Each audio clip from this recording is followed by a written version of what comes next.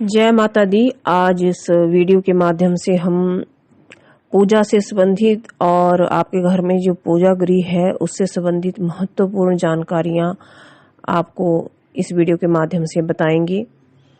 आइए जानते हैं कि क्या है ऐसी महत्वपूर्ण जानकारी जो आपको जरूर होनी चाहिए यदि आप सनातनी हैं, हिंदू हैं और अपने घर में आपने पूजा का स्थान बना रखा है तो आपको बहुत सारी बातों का ध्यान रखना पड़ता है।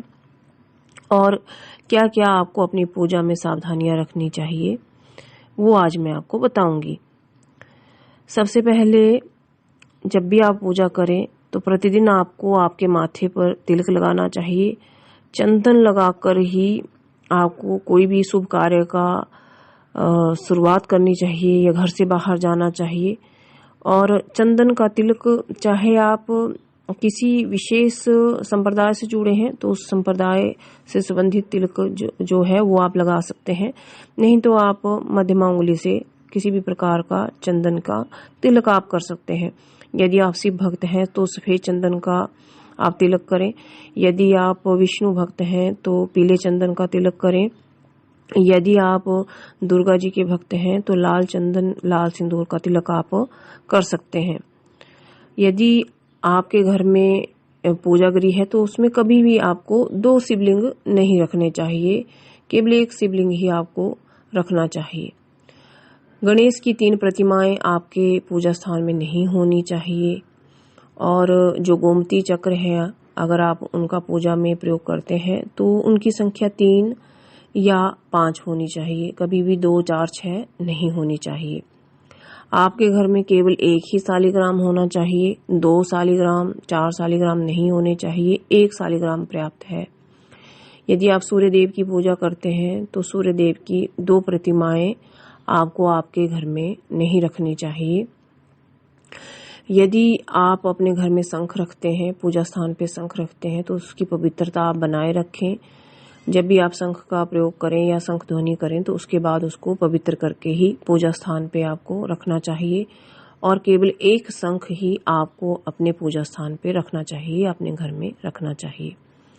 9 इंच से बड़ी मूर्ति घर में नहीं रखनी चाहिए। यदि अलग से आपके घर के आंगन में या अपने घर में आपने अलग से मंदिर बनवा रखा है तभी इससे बड़ी मूर्ति आपको उस मंदिर में स्थापित करनी चाहिए। घर के अंदर आपको 9 इंच से बड़ी मूर्ति नहीं रखनी चाहिए। जब भी आप आरती करें तो आपको दुर्गा जी के समक्ष 9 बार और विष्णु जी के समक्ष 12 बार, सूर्य के समक्ष 7 बार और शंकर के समक्ष 11 बार, गणेश के लिए 4 बार आरती आपको घुमानी चाहिए। इस बात का भी आप विशेष ध्यान रखें कि जब आप पूजा करते हैं तो कभी भी भूमि पर ना बैठें। आपको आसन जरूर लेना चाहिए। आसन कुशासन हो। कुशासन इतनी जल्दी से आजकल नहीं मिलता है तो आपको ऊनी आसन का उपयोग या कंबल के आसन का उपयोग करना चाहिए।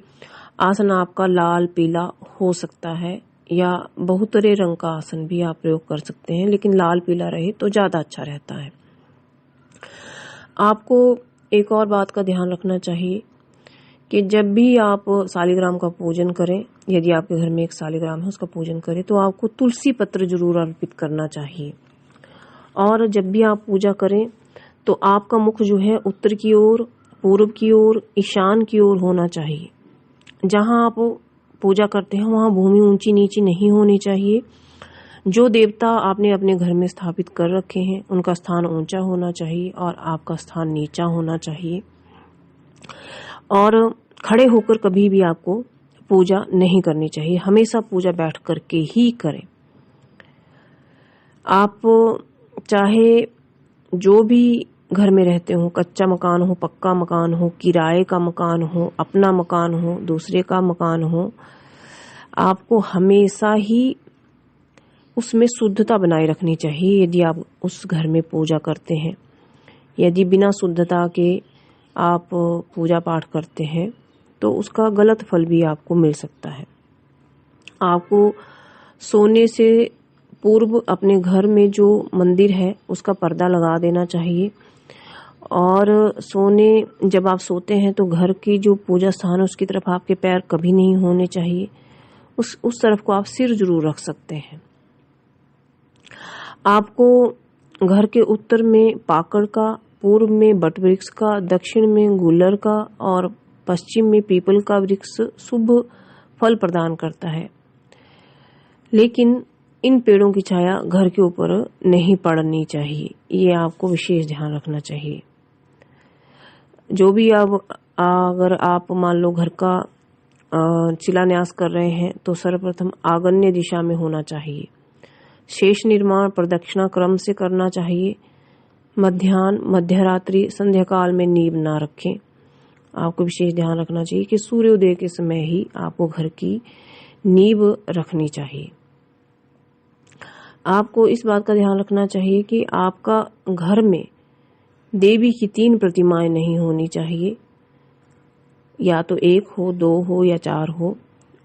मतलब मान लो आपने दुर्गा जी, बगला मुखी, लक्ष्मी जी, काली जी या किसी अन्य देवी की 3 प्रतिमाएं आपके घर में नहीं होनी चाहिए। यदि आप वैष्णव हो तो ही आपको तुलसी का वृक्ष घर में लगाना चाहिए, क्योंकि यदि आप मांस, मच्छी, अंडे का प्रयोग करते हैं तो तुलसी वृक्ष घर पे नहीं लगाना चाहिए। या आपको घर के ऐसे कोने में तुलसी वृक्ष लगाना चाहिए कि जब भी आप नॉनवेज इत्यादि खाते हैं तो आपका जो शेड है या आपकी जो पहुंच है या आपकी जो छाया है वो तुलसी वृक्ष पे नहीं पड़नी चाहिए। और जब भी आप तुलसी जी का पूजन करें तो शुद्ध सात्विक होकर के ही आपको पूजन करना चाहिए। और आपको मालूम ही है कि जहाँ तुलसी वृक्ष होता है वहाँ पे विष्णु जी स्वयं निवास करते हैं और विष्णु जी पूर्ण रूप से वैष्णव है। तो इस बात का आपको विशेष ध्यान रखना चाहिए। अपना जो भी पूजा से संबंधित या साधना से संबंधित आपकी सामग्री है, सिद्ध माला है, सिद्ध आसन है या आपका सिद्ध यंत्र है या अन्य सामग्री है, तो उसका उपयोग आपको केवल स्वयं ही करना चाहिए, किसी दूसरे को उपयोग के लिए नहीं देना चाहिए। और इस बात का विशेष ध्यान रखें कि आपकी जो सिद्ध माला है वो पृथ्वी से स्पर्श नहीं होनी चाहिए। दूसरा, जब आप जाप करते हैं तो उसको गौमुखी में रख के यानी गोमती में रखकर ही जाप करना चाहिए या फिर उसको ढककर ही आपको जाप करना चाहिए। ये थे कुछ ऐसे नियम जो आपको पूजा के समय, करते समय या पूजा घर स्थापित करते समय या अपने घर के मंदिर के लिए जो विशेष ही उपयोगी बातें हैं जो आपको कभी भी किसी दोष से बचा सकती हैं, आपको कोई दोष नहीं लगने देंगी यदि आप इन सब बातों का ध्यान रखेंगे। नमस्कार।